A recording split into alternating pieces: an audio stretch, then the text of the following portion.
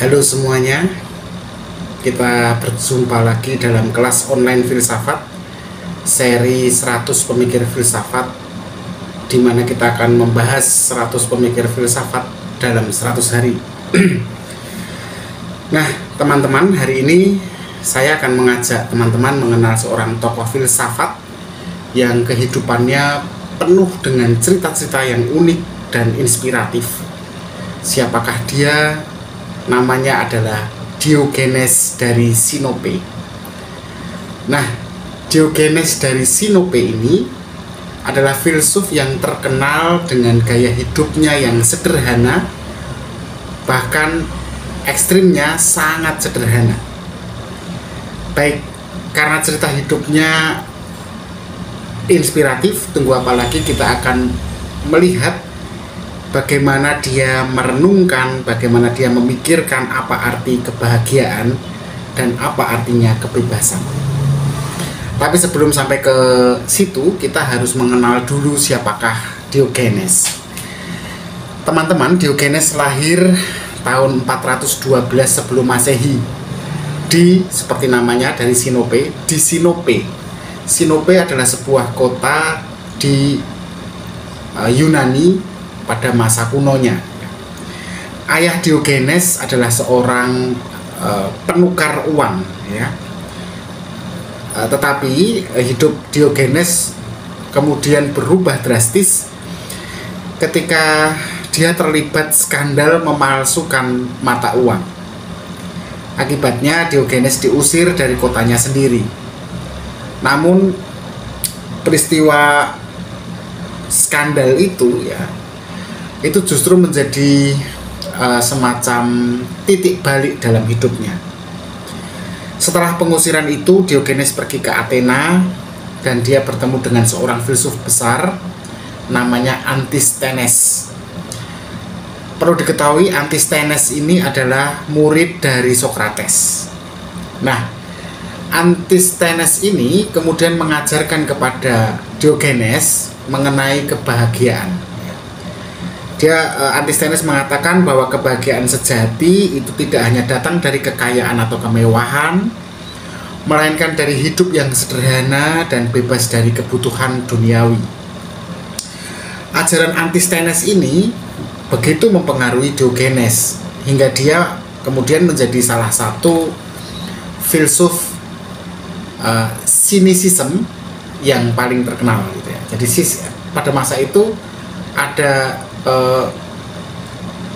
Cynicism itu semacam aliran, ya, yang nanti kita akan bahas ke belakang, ya. Baik, Diogenes sendiri, teman-teman, adalah seorang filsuf yang sering dijadikan simbol dari keberanian untuk hidup di luar norma. Kok bisa? Jadi begini, Diogenes ini menolak semua kemewahan. Bahkan untuk memiliki rumah pun dia tidak mau. Dia lebih memilih tinggal di dalam sebuah tong kayu di jalanan Athena. Tidak hanya itu, dia kemana-mana berjalan tanpa alas kaki. Dia makan apa saja yang dia temukan, dan dia hanya membawa kantong kecil berisi kebutuhan minimumnya. Nah, bagi Diogenes, kebebasan sejati hanya bisa dicapai jika kita melepaskan diri dari ketergantungan kita atas materi. Pernah suatu ketika dia melihat seorang anak minum dari tangannya, gitu ya. Ada anak yang sedang minum dari tangannya. Diogenes yang kebetulan melihat itu kan dia sedang minum juga, ya. Dia lalu membuang mangkok minumnya dan Diogenes berkata, "Seorang anak telah mengalahkanku dalam kesederhanaan." Nah, Diogenes ini memang sangat, bukan hanya hidupnya yang unik, ya teman-teman, tetapi dia juga kritis sekali pada kekuasaan. Dia bukan hanya mengambil jarak, ya, tapi dia juga kritis, ya, kritis pada apa itu kekuasaan dan dampaknya yang merusak gitu. Nah, salah satu cerita paling terkenal tentang Diogenes adalah ketika dia bertemu dengan Alexander Agung ya. Tahu sendiri ya, The Great Alexander itu kan seorang raja besar, kaisar ya, Yunani yang terkenal, penguasa paling berkuasa ya di zaman dia. Nah, Alexander ini kagum pada kesederhanaan Diogenes. Dia kemudian datang pada Diogenes yang sedang ada di pinggir jalan ya, di tongnya untuk tidur itu. Dan Alexander Agung ini bertanya nih kepada Diogenes, Diogenes, apa yang bisa kulakukan untukmu? Maksudnya Alexander ini mau ngasih bantuan gitu ya. Nah, dengan santai itu Diogenes menjawab begini, tolong kamu geser sedikit ke samping, karena kamu menghalangi cahaya matahari mengenai diriku. Nah, jawaban ini kan sebenarnya menggambarkan keberanian Diogenes untuk berbicara tanpa rasa takut di hadapan seorang raja besar. Bukannya dia malah terima kasih datang ke sini, enggak.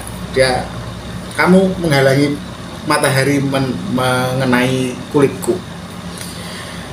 Dia tidak punya rasa sungkan pada orang yang paling berkuasa. Baginya kekuasaan dan status sosial itu tidak ada artinya.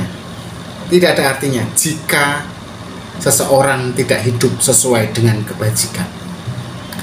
Kalau diamati ini sangat Sokrates ya, itu kan mbah gurunya ya, mbah gurunya Diogenes.